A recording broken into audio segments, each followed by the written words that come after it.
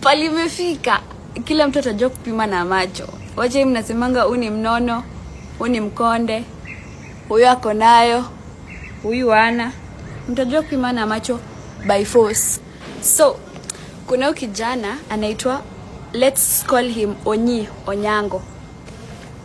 Onyango amepata do, maybe help ilikuwa imeingia, maybe alikuwa amesave, but whatever. Amepata do, amepack, ameenda ushago. Kufanya nini? Kusalimia wazazi. Ameenda kusalimia wazazi na siblings wake wadogo wenye wako home. Akapack, akatravel, akapanda gari za Busia, si Busia, akapanda gari za kwenda ushago. Akaenda. Kufika home, akapata watu wako salama, nini, bla bla bla. Sasa kuna huyu beshte yake. Beshte yake, ye ni dem. Acha tumuite Olisa. Olisa ako Polytechnic ya ushago. Ushago kwa kina Onyango. Olisa na Onyi, they've been friends for a very long time. Kwa sababu before Onyi akuje Nairobi kusoma, alikuwa naishi ushago. But unfortunately, Olisa haku make it to campus. But that was ages ago. Sasa what's important hapa ni Olisa is 5 years older than Onyango. Onyango tulisema ko 22. Olisa sasa makes her 27 years old. Sa Olisa is wale watu wenye walikuwa na glow up yani from childhood akuka na hivyo poa, but growing up dem aliiva. Olisa alikule dem akona osiato haga kubwa. Sasa wanaume walikuwa tu wamepanga hivi laini because alikuwa 27, alikuwa old enough. Wanaume wamepanga tu hivi laini, wanamgoja akipita hapo center, wanamnunulia soda, wanamspoil, wanamnunulia chipo. Kwa nini? Juu ako na osiato. Onyi kwenda home, they linked up because walikuwa marafiki. Ikafika a point that Onyi anaenda kukaa huku kwa Olisa kwa sababu Olisa alikuwa na nyumba yake because alikuwa anaenda shule, anatoka home anaenda shule from her house. But walikuwa wanakaa kwa plot moja, kwa area moja, like manyumba zilikuwa almost karibu kwa kina Onyi na kwa kina Olisa, kwa nyumba ya Olisa. Sa Onyi alikuwa anatoka kwao anaenda kwa Olisa chill na yeye kwa sababu alikuwa ameboeka na alikuwa anataka mtu wa kupiga story. Onyi alikuwa ameenda home for like 5 days. Sasa kwa hizo 5 days alikuwa anakaa wanapiga story na Olisa kwa sababu Olisa ndiye alikuwa na vibe. Olisa alikuwa na vibe yenye Onyi alikuwa anapenda. So alikuwa wamezoeana. So Onyango, there was a time Onyango akaenda kwa nyumba ya Olisa kukaa. Wakakaa hadi mida za around saa 6 hapo saa 7. Nana akamwambia aje, acha niende, nitarudi kesho. We pick from where tumeachia. At this time walikuwa wanaongea kwa simu, wanaongea wanaongea at a personal level. So the next day Onyi akatoka kwao akaenda kwa nyumba ya Olisa. Na ilikuwa around alifika kwa Olisa around saa 7 usiku because Olisa alikuwa anakaa peke yake. But Onyango alijua Olisa kona boyfriend, akona chali. So Onyango ali maintain his lane, hakutry ku cross lane yake. Now this particular night Olisa sasa Onyango alikuwa anafaa kurudi Nairobi ilikuwa 2 days time. Yeah. Onyango alikuwa anafaa kurudi Nairobi in 2 days time. Olisa akaanza mambo sasa. Olisa akaanza kuuliza Onyi, kuna kitu unaweza taka before uende shule? Sasa Onyango alikuwa zileza kitu unaweza taka azin food wise ama like category yoyote.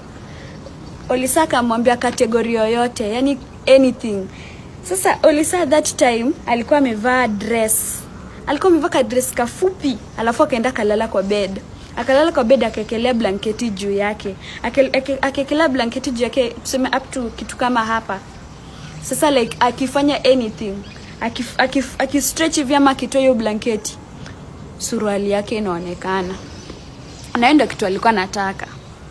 Kuna kitu unaweza kuwa unataka sema haraka before uende shule, ndo kama ni kitu naweza, kama ni kitu yenye unataka yenye itakuwa hapa kwangu nikupe before uende shule.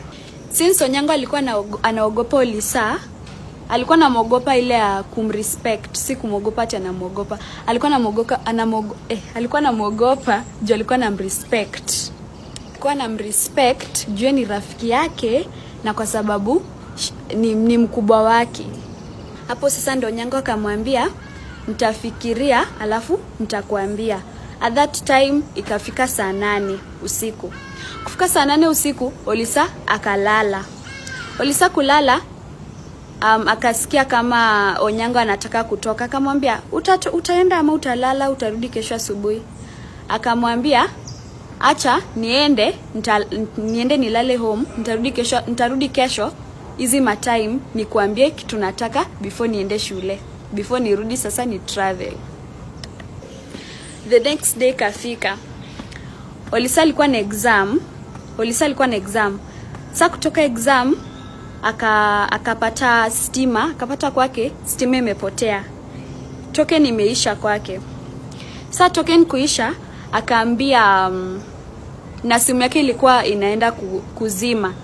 Akaita Onyi akamwambia nichukulie simu uniweke kwa power, alafu ukirudi hizo matime yenye tulikuwa tumeongea jana utanirudia na simu tukimalizana, ukiniambia kenye ulifaa uniambie jana. Olisa akapea Onyango simu. Onyango akachukua simu but Olisa hakuwa amefunga simu, like amefinya power button ndo ukifungua itishe password. Alikuwa anaongea kwa simu, by the nilisahau hiyo part. Olisa alikuwa anaongea kwa simu na alikuwa na kasif amekasirika ama alikuwa anagombana na whoever alikuwa anaongelesha kwa simu. Sasa kupatia Onyango simu akampatia tu, utaniletea simu ikiwa imejaa, ukikuja tuongee ile mambo yetu. Olisa akaenda kwa nyumba, Onyango akaenda kwao kumchajia simu ndio atarudi nayo masaa 7 za usiku. Kwa sababu simu ikuwa imefungwa, si unajua tu curiosity. Onyi akafungua simu, akaenda kwa chats. Akaingia WhatsApp. Kuingia WhatsApp, alikuwa anajua Olisa akona boy na boy wake alikuwa anaishi mbali. So like hawakuwa wanapatana hivyo sana. Maybe weekends, once in a while tunaelewa long distance. Sasa Onyango akachukua simu akapitia texts.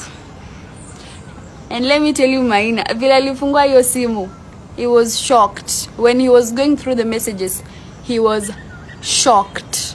Kuingia kwa simu yake, chat ya chali yake ndio ilikuwa first, chali ya Olisa, na alikuwa amempin. Important people in life wanapiniwa, alikuwa amempin. Sasa kumpin akafungua.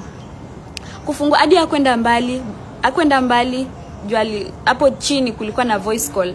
Sasa akaona most probably hapa ndio huyo ndo alikuwa anaongea naye before nipatie simu. Na mbona alikuwa amejam, akascroll juu tu kidogo. Kuscroll juu akaona text imetoka kwa chali yake. Na ilikuwa inasema aje? Alikuwa amemwambia kuanzia last week but one sijakuwa nikifeel poa. Na furwa nini na feel like I'm not that healthy. Ikamconcern, akaenda hosi kupimwa. Akaenda tu hosi like kupimwa like what's wrong with mwili yake. Sasa kuenda hosi, doctors wakamwambia we are sorry to break the news but uko na ugonjwa. Ugonjwa gani? Ukimwi.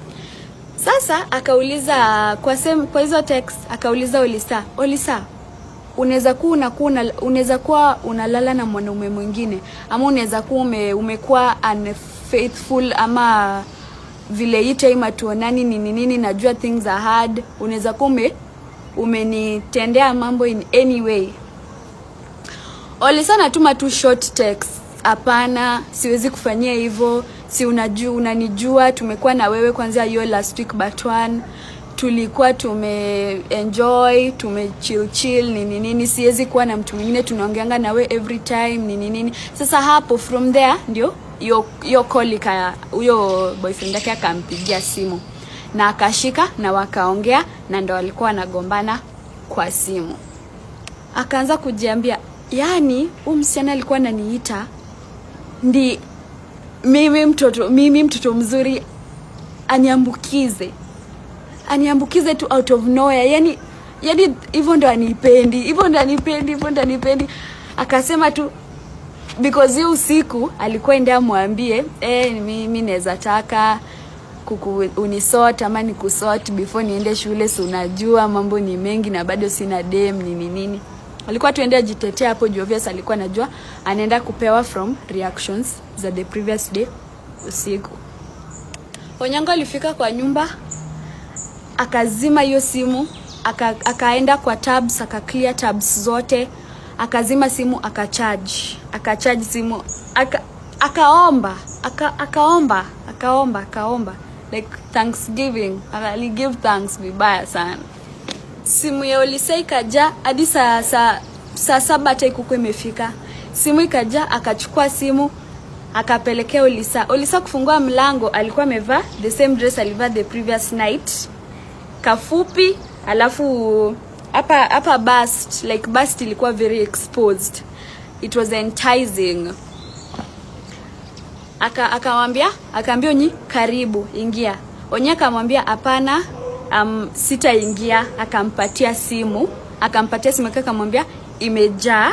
Alafu Olisa akamwambia akamuuliza mbona uingi? Akasema leo sitaingia because kuna kitu nafaa kurush kupeleka nyumbani, kuna vitu nafaa kufanya. Na akasema acha na kupigia.